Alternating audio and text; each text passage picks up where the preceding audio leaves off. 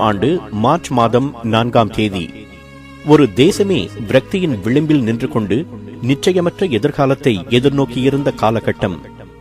எந்த திசை நோக்கினாலும் அங்கு அச்சம் ஆட்கொண்டிருந்தது. உலக வரலாறு கிரேட் டிப்ரெஷன் எனப்படும் மாபெரும் பொருளியல் மந்தத்தின் அடிமட்டத்தை தொட்டிருந்த நேரம் அது. அமெரிக்காவில் 13 மில்லியன் பேர் வேலையில்லாமல் இருந்தனர். தொழிலியல் உற்பத்தி பாதியாக குறைந்திருந்தது. பண்ணைகளும் வியாபாரங்களும் நுடித்து போயிருந்தன. மில்லியன் கணக்கானோர் வறுமை கோட்டை தாண்டி பசிக்கொடுமைக்கு ஆளாயிருந்தனர்.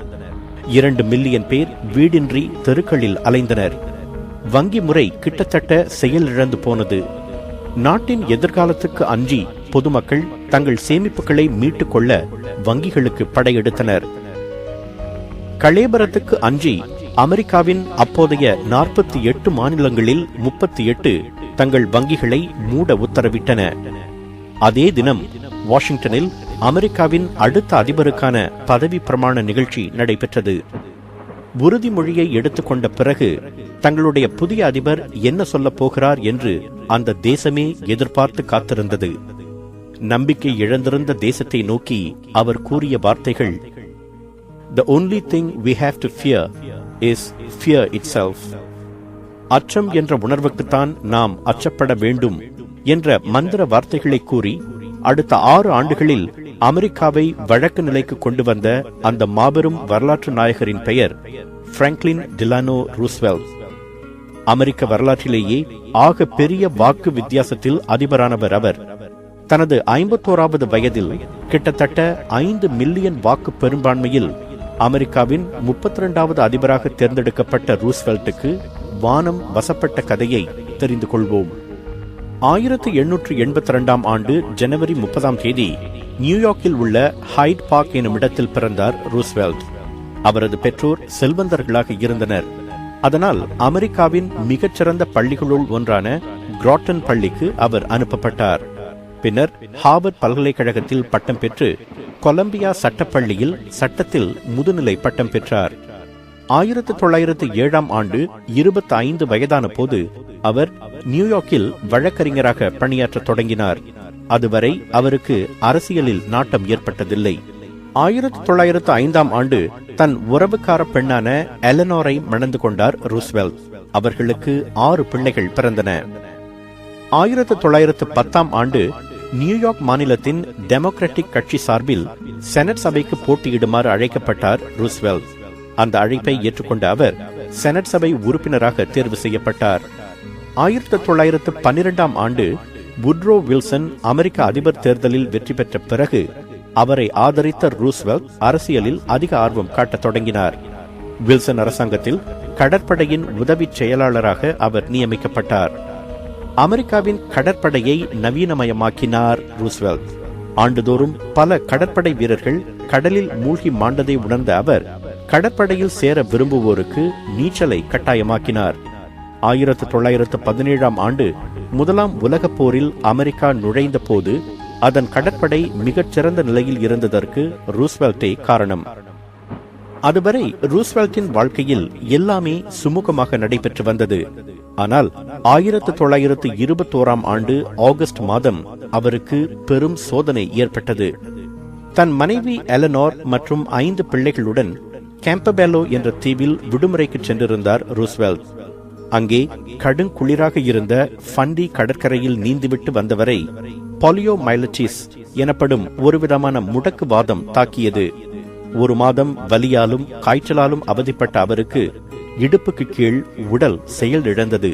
அப்போது அவருக்கு வயது 39 தான். உடலின் பாதி செயல் இழந்து போனாலும் அதனை ஒரு தோல்வியாக எண்ணவில்லை ரூஸ்வெல்ட். மனைவி எலனோரின் துணையுடன் போராட துணிந்தார்.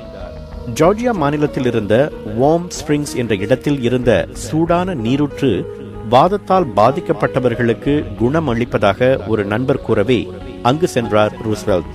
அதில் நீந்திய பிறகு கால்களில் வலிமை ஏற்படுவது போல் உணர்ந்தார் அவர். கொஞ்சம் கொஞ்சமாக தன் கால்களின் செயல்பாட்டை திரும்ப பெற தொடங்கினார்.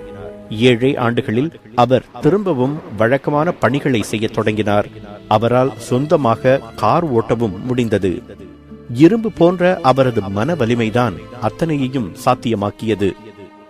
1928 முதல் 4 ஆண்டுகள் நியூயார்க்கின் ஆளுநராக சிறப்பாக பணியாற்றினார் ரூஸ்வெல்ட்.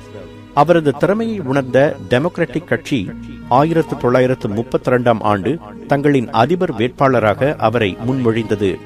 அந்த ஆண்டு நவம்பரில் நடைபெற்ற தேர்தலில்தான் 5 மில்லியன் வாக்கு வித்தியாசத்தில் வெற்றி பெற்று அமெரிக்காவின் 32வது அதிபரானார் ரூஸ்வெல்ட். 1933 ஆண்டு மார்ச் மாதம் 4ஆம் தேதி பதவியேற்ற போதுதான் அவர் "The only thing we have to fear is fear itself" என்று கூறி அமெரிக்கர்களுக்கு தைரியமூட்டினார்.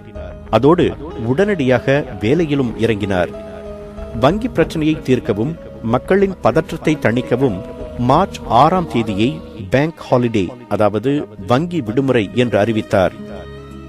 பதவியில் இருந்த முதல் 100 நாட்களிலேயே வங்கி சீர்திருத்தங்களை அறிவித்து பொதுமக்களிடையே வங்கிகளின் மேல் நம்பிக்கையை விதைத்தார். சாலைகள் அமைப்பது, மரங்கள் நடுவது போன்ற பல அரசாங்க பொது பணிகளை உருவாக்கி ஆயிரக்கணக்கான அமெரிக்கர்களுக்கு உடனடி வேலை வாய்ப்புகளை உருவாக்கினார். பொதுப்பணி நிர்வாகம், தேசிய மீட்பு நிர்வாகம் என பல அரசாங்க பணிக்குழுக்களை உருவாக்கி அமெரிக்க பொருளியலை முன்னெப்போதும் இல்லாத உந்து சக்தியுடன் முன்னோக்கி செலுத்தினார். அவரது மிகச்சிறந்த சில பண்புகளை அந்த காலகட்டத்தில் உலகம் பார்த்து வியந்தது. எந்த திட்டத்தை செயல்படுத்திய போதும் தவறுகள் செய்து விடுவோமோ என்று அவர் அஞ்சியதே கிடையாது. அப்படியே தவறுகள் நிகழ்ந்த போது தனது முடிவுகளை உடனடியாக மாற்றிக்கொள்ளவும் அவர் தயங்கியதில்லை. அவரது கம்பீரமான ஆட்சியால் 1936ஆம் ஆண்டு மீண்டும் மிகப்பெரிய பெரும்பான்மையுடன் 2வது தவணைக்கு அதிபராக தேர்ந்தெடுக்கப்பட்டார். 1940ஆம் ஆண்டு 3வது முறையாகவும் 44ஆம் ஆண்டு 4வது முறையாகவும் அமெரிக்க அதிபராக தேர்ந்தெடுக்கப்பட்டார் ரூஸ்வெல்ட். அமெரிக்க அதிபர் வரலாற்றில் 2 தவணைக்கு மேல் அதிபராக தேர்ந்தெடுக்கப்பட்ட ஒரே அதிபர் என்ற பெருமையையும் அவர் பெற்றார். கிட்டத்தட்ட 13 ஆண்டுகள் அமெரிக்க அதிபராக இருந்து அந்த தேசத்தை வழிநடத்திய ரூஸ்வெல்ட் 1945ஆம் ஆண்டு ஏப்ரல் 12ஆம் தேதி மூளையில் இரத்த கசிவு ஏற்பட்டு இயற்கை எய்தினார். அப்போது அவருக்கு வயது 63.